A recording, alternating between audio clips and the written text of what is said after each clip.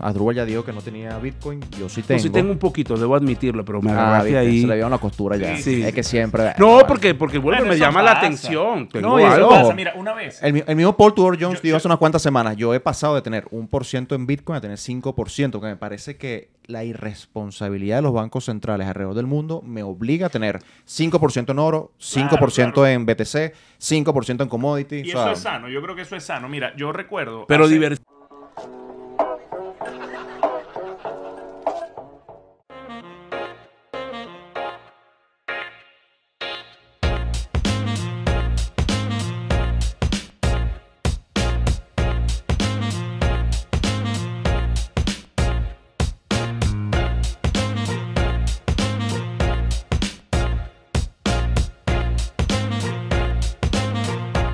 Buenas, queridos amigos, bienvenidos a una nueva entrega de Tertulia y Dinero, un podcast en donde tres profesionales apasionados por el mundo de las finanzas conversan de manera casual acerca de negocios, inversiones y economía.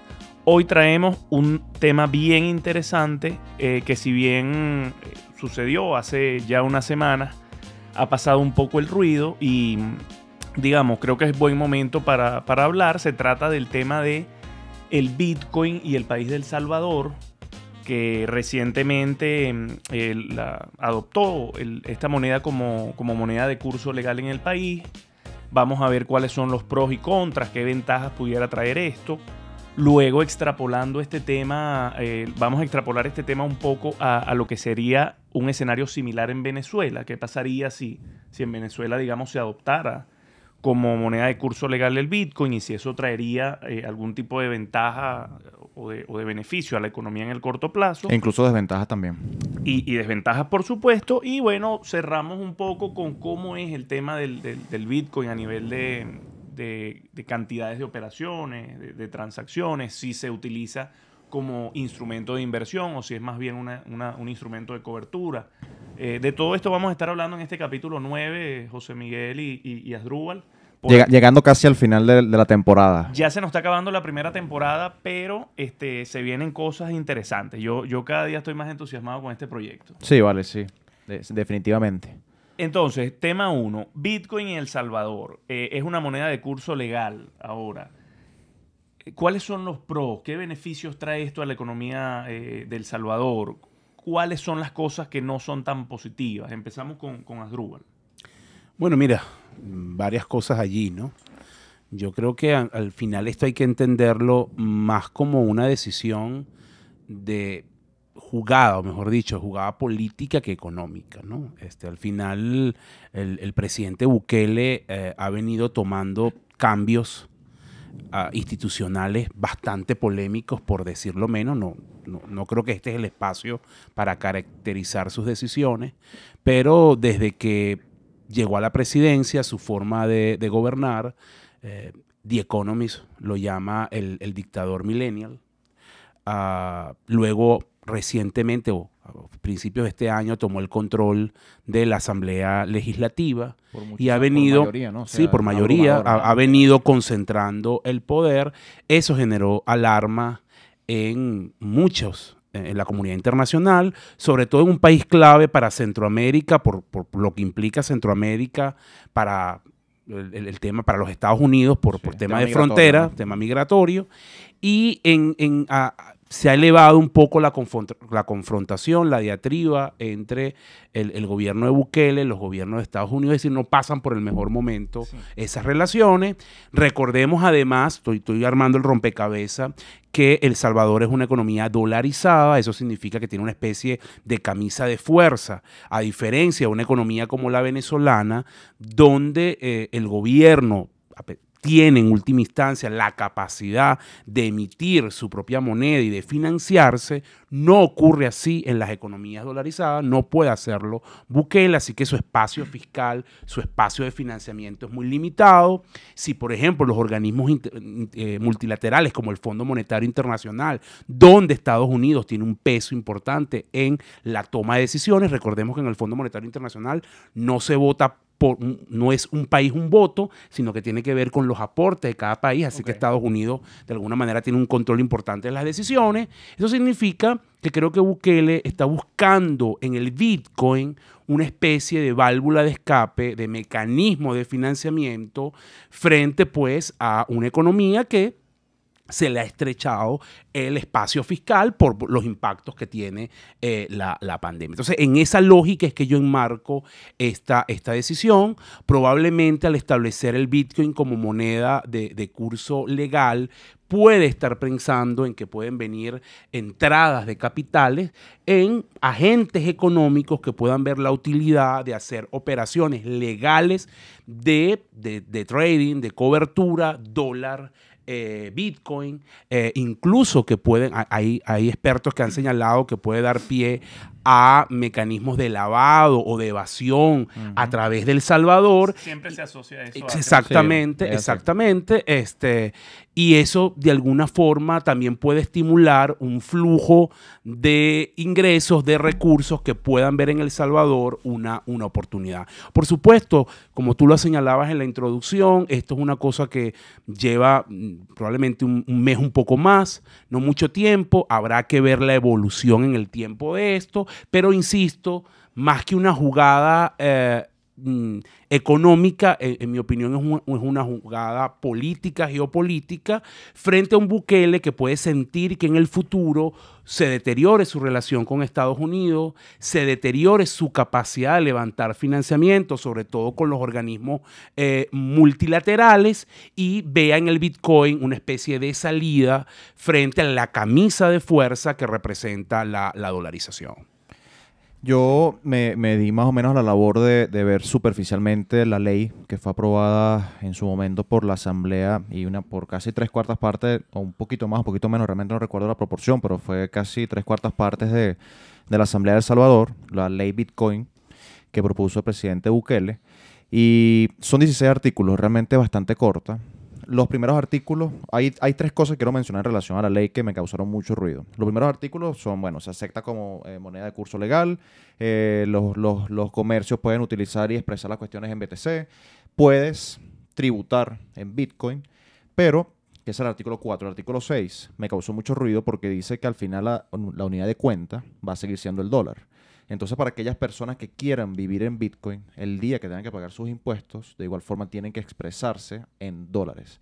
Y si en ese momento tienes la mala suerte de que el dólar está revalorizado en relación con el Bitcoin, vas a terminar pagando más dinero. Claro. Bueno, es que creo que tiene que ver también con eso, José, perdona que te interrumpa, porque al final establecer el Bitcoin como unidad de cuenta tiene un riesgo enorme, claro, y es su volatilidad, ¿no? O sea, al final monedas que tienen esa volatilidad tan pronunciada pierden esa caracterización de unidad de cuenta, porque obviamente no permiten estabilidad en el tiempo y visualizar, de alguna manera, hacer comparativas entre cifras, entre números, ¿no? Sobre todo, por ejemplo, para la contabilidad de una empresa o las finanzas personales. Sí, entonces, probablemente a lo mejor entendiendo los que elaboraron la ley, entendiendo un poco cómo ha funcionado el Bitcoin y en general las criptomonedas hasta ahora, están previendo tratar de protegerse frente a esa volatilidad, ¿no? Un artículo que me dio mucho... No, si quieres terminar la idea, luego voy con el otro, porque el otro punto nos va a encadenar. Sí.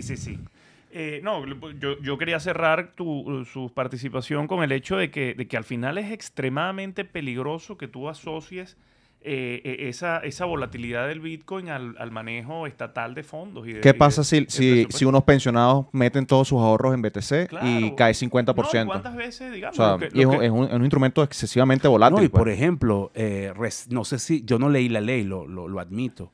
Pero, por ejemplo, temas ligados a bancos, reservas bancarias, depósitos, claro, todo lo que es la normativa bancaria, cómo la banca lidia con ese riesgo de mercado, ¿no? Es un tema a mí el artículo importante. Y se los dejo para que lo piensen y para debatirlo un poco. El artículo que más me molestó de la ley fue el artículo número 7.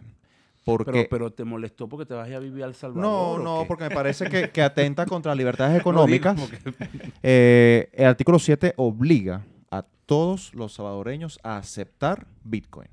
O sea, no es como que es una decisión de que tienes dólar, tienes Bitcoin y bueno, tú ves si lo eliges o no. Es decir, si yo vendo libros y llega Jesús y quiere pagarme en Bitcoin, y yo no quiero aceptar Bitcoin, quiero aceptar dólares, no estoy en la potestad de decirte no te voy a vender, tengo que aceptar tus Bitcoin. Claro, José, y ahí la pregunta, y muy interesante que plantees ese tema, porque tiene que ver, salvando las distancias, con muchas cosas que pasan en Venezuela con el bolívar. Al final es verdad, está en la ley.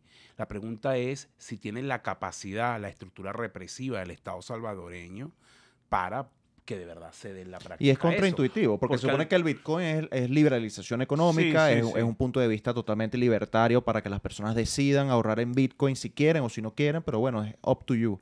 Pero el gobierno de El Salvador te está obligando a esto. Claro. Pero ve este cóctel aparte. Es una contradicción. El gobierno creó un fondo de 150 millones de dólares con el Banco de Desarrollo de El Salvador para poder equiparar las pérdidas a las que las personas pudiesen caer en el intercambio de aceptar o no aceptar Bitcoin, o si lo aceptan obligado, para que luego el Banco del Desarrollo de El Salvador te equipare esa pérdida. O sea, es como que si estuviésemos socializando también la pérdida con fondos del Estado para obligarte a aceptar Bitcoin como moneda. Entonces es un poquito extraño. O sea, es como la antítesis bajo la cual fue creada Bitcoin, totalmente descentralizada, pero ahora es obligada por un gobierno a que la uses, y es totalmente extraño, pues.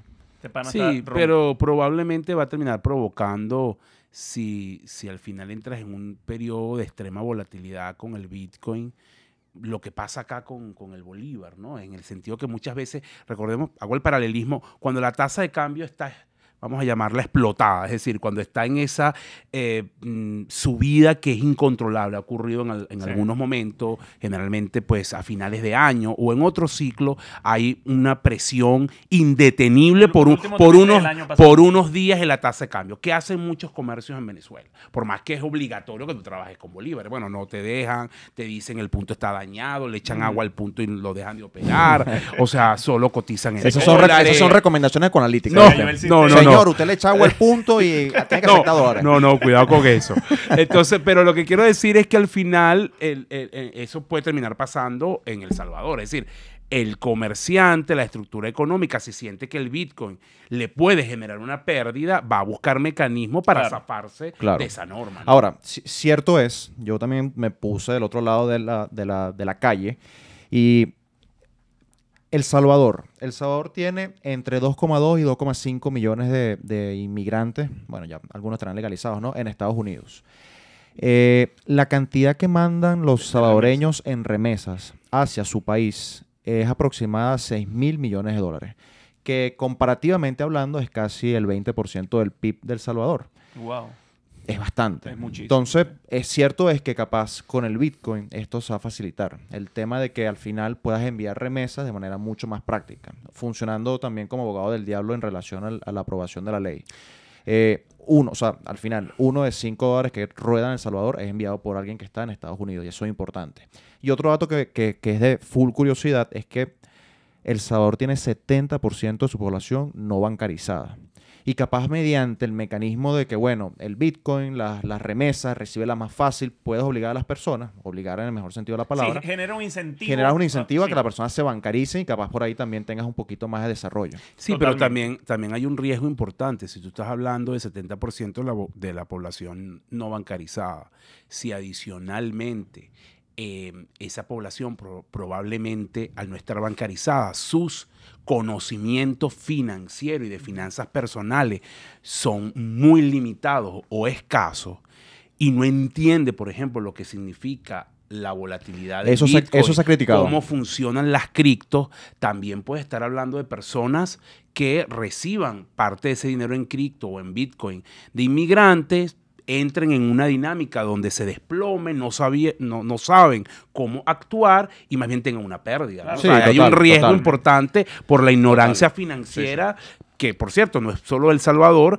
abunda en general en América Latina. Completamente de acuerdo. Imagínate, mira, si alguien si no está bancarizado, todo lo maneja en efectivo, mayormente, si lo que está acostumbrado es a utilizar billetes y monedas, y de repente su primer contacto con ese mundo, digamos, no sé, con esas finanzas digitales, con esos nuevos paradigmas, es a través del Bitcoin, el salto es gigante. Imagínate... Y ya eso de por sí trae un riesgo asociado. Imagínense una cantidad importante de El Salvador que mete sus plata en Bitcoin y lo agarra a una caída generalizada, 2017, 2018, esa gente va a quemar caucho en la calle, huelga, regresa de mi plata, quiero mis dólares, no quiero esta volatilidad que me obligaste a tener. O sea, eso es un arma de doble filo para el gobierno de El Salvador. ¿Cuántas veces no hemos visto el Bitcoin caer 70%, 80%? Bueno, y siempre se dice, se rompió la burbuja, se quebró la burbuja, no sé qué, y al final, bueno, yo no sé, o sea, no soy yo. Creo que va en línea con lo que dice Asdrúbal, capaz, y eso se ha criticado bastante. Para el presidente Bukele ha habido, yo he participado en varios spaces de estos de Twitter, con que incluso ha entrado que sí Jack Dorsey y también el presidente Bukele,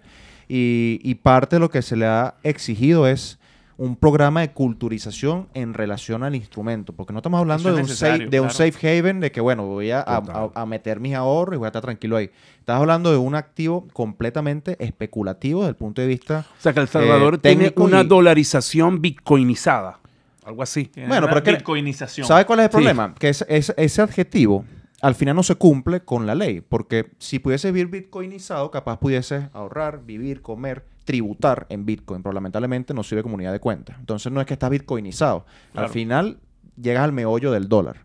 Entonces una bitcoinización que ellos... lo que pasa es que al principio, las primeras semanas cuando salió la ley, la euforia en Twitter, la gente ni siquiera había leído la ley y la gente ya estaba que Bukele... Yo hago una pregunta aquí a los que nos escuchan. ¿Cuánto tiempo va a pasar para que Bukele entre en el mismo cuartico en el que está Elon Musk ahorita? Porque Elon lo tenían acá...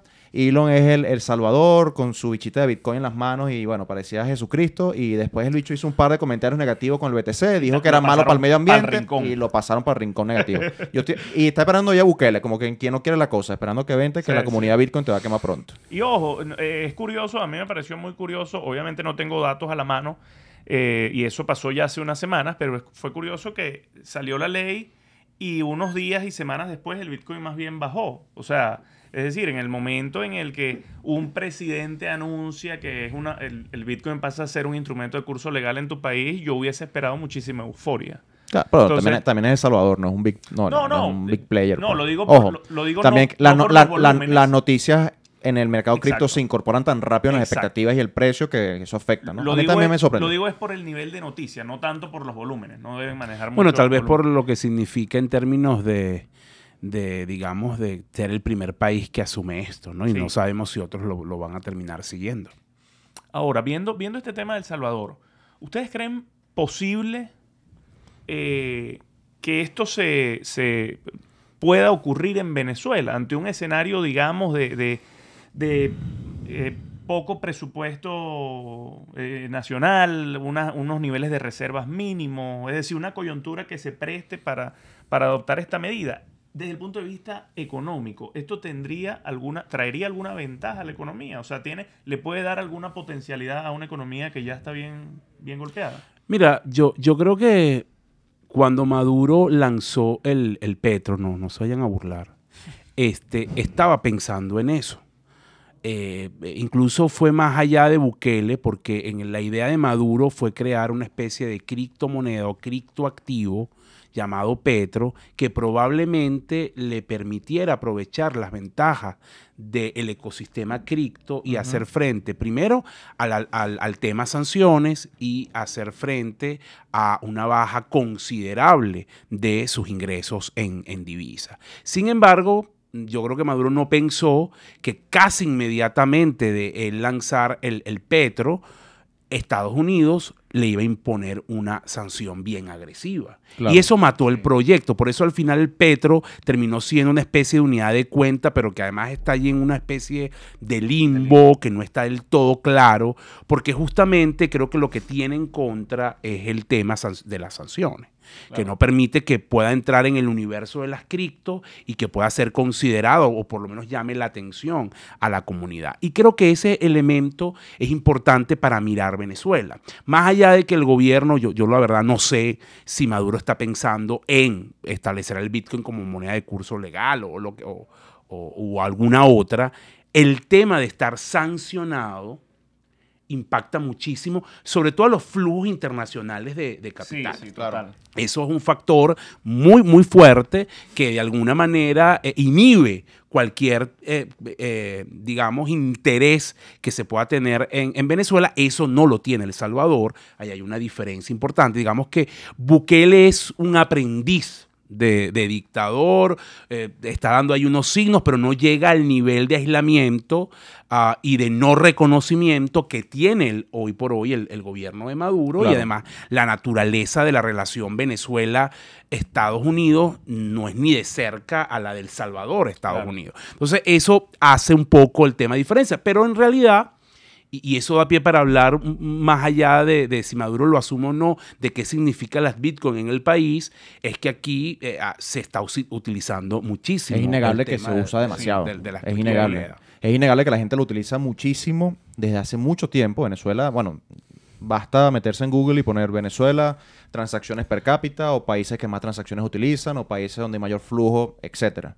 O sea, ves Estados Unidos, ves China, ves Rusia, ves Nigeria, pero Venezuela siempre está latente. O sea, e incluso si comparamos, es una comparación odiosa, pero bueno, muchas personas siempre comparan los volúmenes transados en la Bolsa de Valores de Caracas en comparación con lo que movía en su momento o sigue moviendo local Bitcoin. O sea, es absurdo la cantidad de... O sea, sí. No hay comparación entre los dos mecanismos. Se supone que uno es el mercado de valores con las empresas más importantes del país y el otro es un conjunto de players medianos, grandes y chiquitos, pero que mueven muchísimo más. Es innegable. Yo lo veo mucho en las redes. Venezuela creo que tiene una comunidad de tuiteros, de esa comunidad FinTweet de criptos bastante arraigada con el tema BTC y con el tema cripto en general. Yo he tenido conversaciones con distintas personas acá en Venezuela que tienen tiempo en Bitcoin y me dicen que sí viven bitcoinizados y que no tienen cuenta en Estados Unidos y que el tener Bitcoin y el poder ahorrar en Bitcoin lo ha protegido de la devaluación y depreciación. Que tú dices bitcoinizado y yo pienso como hipnotizado. O sea, bueno, son paralelismos. Ya la gente te va a atacar hoy. Sí, no, pero... Ahora, ¿tú tienes Bitcoin? ¿Has tenido? No tienes. Te lo vas a ganar. ¿No tienes Bitcoin? No, es una pregunta aquí sincera, bro. No tengo, la verdad, pero te voy a ser honesto. Yo no miro el Bitcoin como otros colegas que lo rechazan de plano. Yo he tenido incluso conversaciones con gente que está en el mundo de las criptomonedas. He participado incluso en espacios de ellos. Los respeto mucho.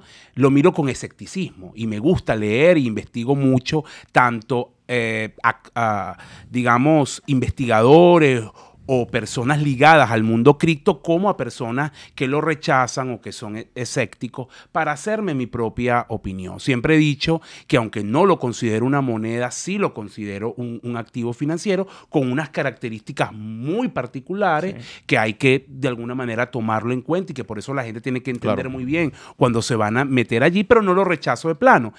Que sí siempre he criticado, y lo digo desde el punto de vista como un factor, digamos, de constructivo, y es que hay muchas personas del mundo cripto fanatizadas, es decir, parece más bien testigo de Jehová. Una religión. No puedes discutir con ellos, ¿no? Es muy, o sea, porque es como una cuestión de fe.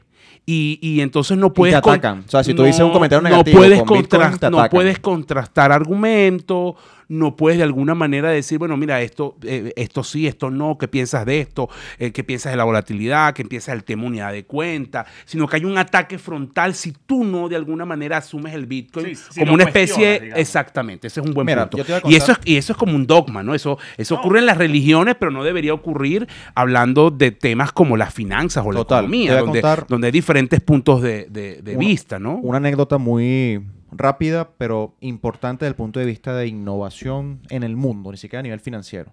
Cuando uno piensa en grandes innovaciones del siglo pasado, posiblemente la primera que se te venga a la cabeza es el automóvil. En los primeros 5 o 6 años del siglo pasado habían 6 millones de caballos, por ejemplo, y habían nada de carros. Y ya 100 años después, el impacto que tuvo el automóvil en la dinámica de las sociedades fue absurdo. Y había, en vez de 6 millones de caballos, habían 600.000 caballos ahora vivos, 100 años después, y la mayoría de las personas tienen un automóvil. El descubrir una tendencia es difícil para hacer monetizable esa tendencia desde el punto de vista de un portafolio de inversión. Nadie pudo haber dudado, y nadie va a dudar nunca, de que los automóviles cambiaron la forma de ver el mundo. Total. Pero cuando tú miras las empresas que se han creado o que fueron creadas, porque la mayoría no siguió de pie, y que fueron listadas en el Dow Jones, etcétera, que existieron, que se fusionaron, es alrededor de 2.000 compañías automovilísticas que fueron creadas alrededor del siglo pasado y solamente 3 siguen vivas. Entonces, descubrir que una tendencia va a cambiar el mundo es fácilmente visible, como puede ser también el tema blockchain, el tema cripto. Claro, total. No, es que yo sí creo que hay un factor que a mí me llama poderosamente del ecosistema cripto y es la búsqueda de la total independencia del Estado y de que tus activos, tu patrimonio no dependan de decisiones del Estado, sí, ¿no? Que al final son los que no ponen centralizado, moneda. Claro. Eso me parece muy importante, pero cuando veo un poco también cómo la moneda o cómo el activo, mejor dicho, fluctúa frente a decisiones de algún gobierno. Hace una semana China tomó algunas decisiones sobre el Bitcoin y tuvo un impacto importante en la cotización. Cuando la secretaria Yellen habla o el presidente de la Reserva Federal habla del Bitcoin, muchas veces con escepticismo, criticándolo, también tiene un impacto directo. Cuando Elon Musk tuitea. Entonces, al final, pareciera que esa independencia no es tal, ¿no? Claro. Sí, bueno, lo que te decía con el tema, para concluir la idea del tema de la innovación, o sea, es totalmente visible que hay cosas que van a cambiar el mundo. Pero descubrir un ganador dentro de tantas opciones es difícil. Yo sé que la gente dice, y ese es el problema con el fanatismo. Yo estoy seguro que después de este programa... Es que es una recomendación. Esto es una recomendación de vida. No inviertan con fanatismo, porque al final no sabes si eso por lo cual tú matas se va a terminar con... No, estoy de acuerdo. Claro. Me encomiendo a San Miguel Arcángel para que me proteja. No. A partir de ahora. Es indudable el potencial del blockchain, porque al final las aplicaciones son muchísimas. No, total. Y es una tecnología. Al final la tecnología y la innovación está ahí para mejorar la vida de las personas. Yo te voy a decir algo. Yo creo que vamos a ver de qué está hecho el mundo cripto y el mundo del Bitcoin y todas estas cosas cuando las principales economías del mundo saquen sus monedas digitales que están en eso. Sí, ya varias. Cuando Estados Unidos saque el dólar digital, China saque su moneda digital, incluso la Unión Europea está trabajando en eso también, Inglaterra. De hecho, leía estaba leyendo un informe de Basilea, que es el banco, para quienes no saben qué es Basilea, es como, a lo mejor el paralelismo va a sonar, es como el banco central de los bancos centrales, ¿no? Más o menos así. Y donde se discuten temas ligados a las regulaciones internacionales del mundo financiero. Tiene una mezcla entre el Banco Central de los bancos centrales y la Sudeban de todos los países, ¿no? Salvando las distancias. Un híbrido. Pero para que se entienda un poco qué es Basilea, o el Banco de Pagos Internacionales, como se le llama. Bueno, más de 70 países del mundo están pensando y tienen adelantados proyectos de monedas digitales.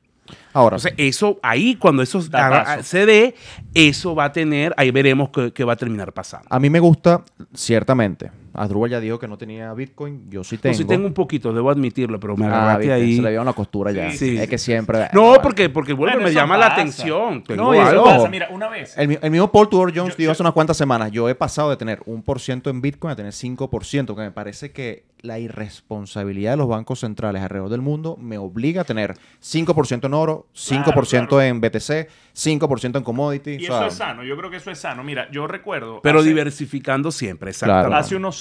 Hace unos años yo recuerdo que yo era escéptico y todavía soy un poco escéptico con respecto al Bitcoin. Y, sin embargo, abrazo la tecnología blockchain. Pero debatía con alguien y esta persona me decía, bueno, pero es que tú estás empezando a leer sobre Bitcoin por el precio en el que está el Bitcoin, por todo lo que subió. Entonces, si tú me dices que para ti no es interesante, que el precio no importa, que tú ves los fundamentales, si es que el Bitcoin tiene algún fundamental, al final lo que te atrajo a conocer un poquito más es el precio, y es verdad. Entonces, con esto defendiendo un poquito a Asdrúbal, porque bueno, al final tú puedes ser un poquito escéptico con respecto a algún instrumento, pero no está de más siempre y cuando estés diversificado, pero como bien ustedes dijeron. Pero en parte está la moda que hay tiene que ver con eso que tú mencionas, el precio. O sea, es verdad que volviendo al tema Venezuela, el Bitcoin en Venezuela su uso es de larga data, pero principalmente como instrumento de cobertura, sobre todo cuando el sistema cambiario era extremadamente rígido y hacer una operación de compraventa de divisas, que era lo que llamamos nosotros cobertura, era complicado. Porque hoy es relativamente fácil comprar bolívares y dólares, o dólares y bolívares, pero hubo una época en Venezuela, no lo olviden, que era muy complicado, que incluso era satanizado por parte del Estado y perseguido. Y dadas las características propias del Bitcoin, su velocidad, incluso trabajar con pequeñas cantidades, mucha gente vio en el universo del ecosistema de Bitcoin el mecanismo perfecto para salir de sus bolívares y con operaciones financieras, convertirlos luego en dólares a través del ecosistema Bitcoin. Era una especie de mecanismo intermediario. Total. Pero yo te diría que en los últimos 2 años eso ha cambiado sustancialmente. Primero porque ya el tema de los dólares no es tan satanizado. Ya los dólares, ya el tema de comprar, la compraventa de divisas es prácticamente aceptada. No, y como tú dices, la banca lo permite. Y creo que hoy hay una gran cantidad de gente mirando el Bitcoin como un mecanismo de hacer frente a mejorar su capacidad de poder adquisitivo. Correcto. ¿No? Eso está ocurriendo. Mucha gente profesional que su sueldo no puede subir al ritmo que crecen los precios en dólares en Venezuela. Recordemos que el año pasado los precios en divisa crecieron alrededor de 25% y el año antes pasado crecieron casi al 100%, con lo cual era muy difícil que tú mantuvieras capacidad de compra incluso en dólares. La mal llamada inflación en dólares. Exactamente. Por el Twitter la gente venezolano. dije, bueno, vale, ahí está esa cosa que se llama Bitcoin, que sube, voy a meter una plata allí para protegerme, para ver si multiplico. Cuando yo hablo con mucha gente que me pide mi opinión sobre el Bitcoin, la mayoría de la gente dice eso, es que quiero ver cómo mejoro mis ingresos. Eso es un tema importante, pero también es peligroso. Claro, peligrosísimo. Lo que yo sí creo, de verdad, es que cualquier persona informada debe intentar aprender de Bitcoin. Sí. O sea, totalmente. Y creo que lo podemos unir con nuestro capítulo de recomendaciones, capítulo número 4, que es un set de recomendaciones que aplica para cualquier perfil de inversionista. Y atemporal, Desde además. diversificación, no sean fanáticos, no inviertas a ciegas, porque la verdad es que puedes no tener razón. Recuerden que al final lo que premia al inversionista a largo plazo es tener un pensamiento de segundo nivel.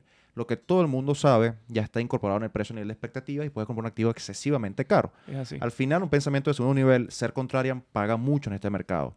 Adrúbal decía, diversifiquen, no se metan completo en eso. Jesús decía, ahorren, pero también lean, empápense, conozcan en dónde están invirtiendo. Al final, de nuevo, perder ahorros duele muchísimo y ese golpazo que a veces uno se mete a nivel emocional, y más con el Bitcoin, que tiene esa volatilidad, pega duro a nivel psicológico. Y lo que cuesta generar ahorros en un país como Venezuela y en esta economía. Pero bueno, para cerrar este punto, ¿cómo podemos documentarnos más acerca de Bitcoin? Ojo, yo sé que en Google y en Internet hay muchísimos recursos, información y bibliografía, pero digamos, de boca de financieros, de economistas, de gente que se documenta y que, digamos, tiene un background académico. Yo creo que para cualquier persona el paso número 1 es leerse el white paper de Satoshi Nakamoto. Realmente como, no es, al final un white paper entiendo que es como un... bueno, tú participaste en el del Petro, ¿no? Como redactor. Como la constitución de la moneda, pues. Sí. Como su partida de nacimiento, para usarlo como un paralelismo, ¿no? Él escribió el del Petro. Él está ahí entre los firmantes. Entonces está con esa. A mí no me invitaron. No, bueno, el white paper de Satoshi Nakamoto me gusta mucho.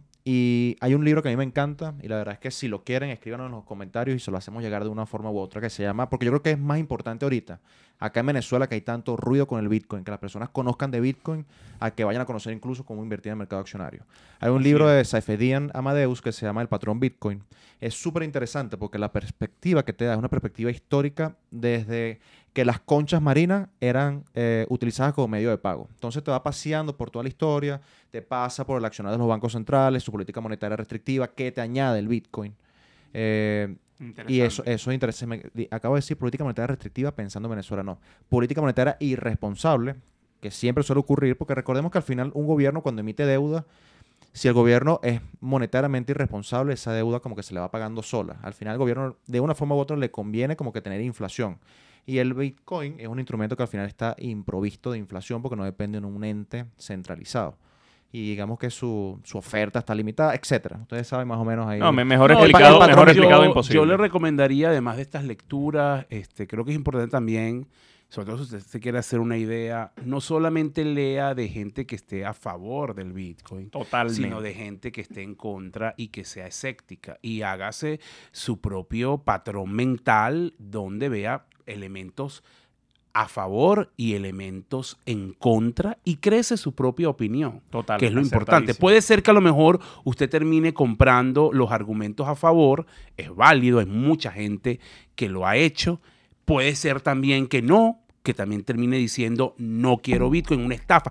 Yo no me atrevo a afirmar eso. Hay gente en las redes y muchos economistas reconocidos no puede ser extremista en ninguno de los lados. Que dicen es una estafa. Yo, insisto, miro el Bitcoin como algo novedoso. Bueno, tu ídolo Warren Buffett y Charlie Munger dicen que el Bitcoin es, no puedo decir la palabra, ya ustedes saben que han dicho, sobre todo Charlie Munger, pero literalmente vale cero. Sí, por eso. Entonces, bueno, podemos estar en medio de un cambio de paradigma. Sí, total. Total, y construya su propia opinión, ¿no? Con argumentos de ambos lados. Es decir, no se quede solo con el sesgo de confirmación de lo que usted cree, de lo que a usted le gusta, sino incluso mire otras opiniones. Ojo, y eso aplica incluso para cualquier instrumento de inversión y hasta para las empresas que usted vaya a invertir. Puede empezar a leer empresas que a lo mejor a usted le llame la atención y puede buscar a lo mejor reportes o gente que haya escrito cosas que no son un solo comentario. Porque Asdrúbal dio una tecla y esta tecla es la estructura mental de Ray Dalio. Sean radicalmente mente abiertas para poner a prueba y contrastar sus puntos de vista. Y eso es algo que a la comunidad Bitcoin le hace mucha falta, esa humildad para abrirse y entender que alguien te dice, pana, no tienes razón o no tienes razón por esto y por aquello. Sean radicalmente mente abiertas. Es un consejo de verdad de vida, no solamente para Bitcoin, para todo. Es una comunidad muy joven y quizás por eso también tenga esa característica de falta de humildad. Cerrado, ¿no? Falta de humildad. Ahora bien, hablando de empresas, tú hablabas... Asdrúbal, de empresas. ¿Qué empresa tenemos para hoy en la píldora, Farías? Bueno, ya después de tanto chalequeo en 8 capítulos... Farías se está innovando. Ahora ya no trae... Lo peor es que es igual de largo, ¿viste? El libro ya no trae... total. El problema no es el instrumento. Después del chalequeo... Pero de verdad te voy a tratar con respeto porque no vayan a decir que yo te irrespeto. Voy a escucharte con total interés. ¿Qué vas a decir? No me dejaban hablar. 12 páginas de Word en letra 8, ¿viste? No, miren, la píldora, para no quitarles tanto tiempo, la píldora de hoy es Verizon, ticker VZ, una compañía que muchos conocemos y es del sector telecomunicaciones. Estuvo en Venezuela. Época dorada, ¿viste? Volverán. Ajá. Tú todo el tiempo con tus comentarios. Sí, no, de verdad, Verizon fue accionista de la CanTV, pero mira, los que somos más jóvenes no vivimos esos tiempos. Bueno, acuérdate que Asdrúbal ya tenía 33, 35 años en medio de ese proceso de nacionalización de la CanTV. En 2007 fue, 2004, 2007. 2006. Bueno, por ahí. Ya era 2007. Mentira, porque Chávez gana en el 2006 y eso fue empezando el gobierno en 2007. Verizon se suele considerar, ¿por qué la traje? Es verdad, tenía 30 años. Tenemos un mix de compañías que capaz muchos no han conocido o han conocido a través de nosotros, Credit Acceptance, Markle, BAM. Verizon es una compañía que se considera mucho como de acción defensiva, a prueba de todo. Posee la mayor red inalámbrica de Estados Unidos, paga una alta rentabilidad por dividendos. También la traje para que Jesús estuviese contento con ese 4,4% de dividendo anual. Agradecido, que un entorno de inflación alta, ese porcentaje de dividendo puede ser atractivo para muchas personas porque ahorita la deuda no es el sitio donde estar. Y capaz meterte en acciones con high dividend yield puede ser un buen spot o un buen sitio para poner tu efectivo. ¿Cómo llamó mi atención? Intento siempre decirles cómo o dónde consigo estas empresas para que ustedes también sepan dónde buscar. En los últimos 6 meses, en un abrir y cerrar de ojos, se convirtió en la sexta posición más importante de Berkshire Hathaway. Y ante que Asdrúbal me chalequee, ya ustedes saben que Berkshire Hathaway es la compañía de Warren Buffett y Charlie Munger. Si se pregunta por qué Buffett y su equipo ha decidido comprar casi 160 millones de acciones de Verizon, yo creo que más allá incluso del dividendo, y como decía, que es una compañía que puede ser considerada como acción defensiva para periodos volátiles e inciertos, es una compañía que ciertamente ha tenido un buen performance en periodos negativos de la bolsa. Y como estamos más o menos en un periodo de valoraciones altas, de que se estima que vamos a tener inflación, incremento de tasas de interés, puede ser un buen sitio donde estar invertido. No, y además es una empresa, perdóname que te agregue allí, en un sector altamente competido ahorita en los Estados Unidos con la llegada de las redes 5G. Vean ustedes toda la reestructuración en la que se ha sometido AT&T, que se desprendió de una gran parte, hizo una reestructuración con el tema de Warner, con todo este proceso, entonces al final, y su unión con Discovery, porque están los niveles de inversión de capital. Aquí tengo un datico con eso. Verizon invirtió $56 mil millones en el despliegue de la infraestructura 5G, y aunque se espera que esta actualización de la infraestructura no llegue rápidamente, es algo que dentro de poco debería empezar a pagar con creces y debería verse reflejado en el precio de la acción. Dejo un comentario final. Puede que Verizon no sea una acción de crecimiento o un nombre caliente a los cuales los jóvenes inversionistas están ahorita acostumbrados a meter su dinero, pero creo que es una acción que está para todos los climas. Climas buenos, climas malos, climas de depresión, climas de crecimiento y de nuevo un buen dividend yield que puede sencillamente tener un buen spot y un buen espacio en nuestro portafolio. Excelente, hermano. Mira, Asdrúbal lo hace sentir tranquilo que traigas píldoras como estas y no AMC y GameStop. Señores, esto fue Tertulia y Dinero, capítulo 9, un podcast en donde 3 profesionales apasionados por el mundo de los negocios conversan de manera casual acerca de temas de economía, finanzas e inversiones. Hasta una próxima entrega. Gran abrazo. Recuerda que... Y las redes... Iba para eso. Y las redes de nuestra... de Tertulia se está acabando la temporada y se le está olvidando la... Bueno, estoy triste porque se está acabando la temporada, pero tenemos que sentarnos a trabajar las próximas temporadas. Es así. @Jesús Leonet en Instagram y Twitter. @AROliveros en Instagram y Twitter. Y @JMFariasU en Instagram y en Twitter. Y @Tertulia y Dinero en Instagram y Twitter. Más nada. Nos fuimos y bueno, gran abrazo. Nos vemos pronto.